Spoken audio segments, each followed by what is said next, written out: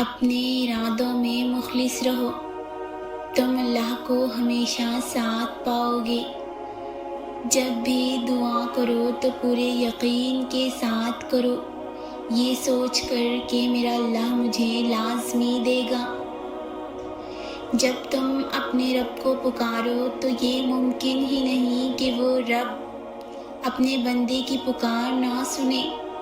وہ پکار بھی سنتا ہے اور کن بھی فرماتا ہے۔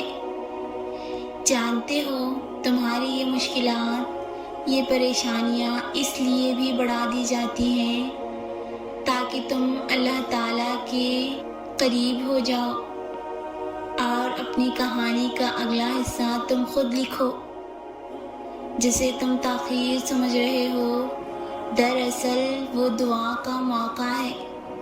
تو پھر اٹھاؤ اپنے ہاتھ اور اپنا نصیب بدل لو۔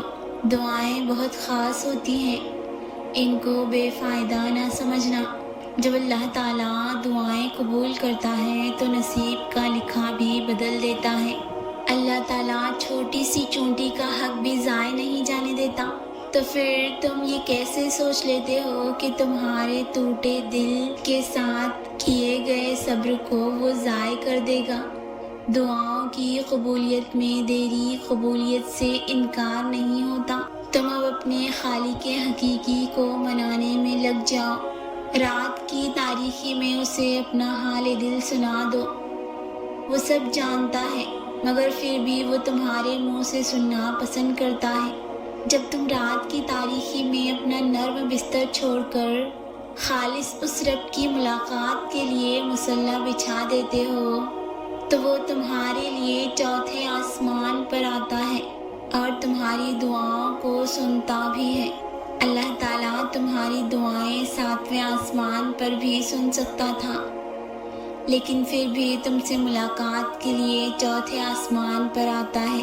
اللہ ایسے بندوں کو بہت خاص رکھتا ہے۔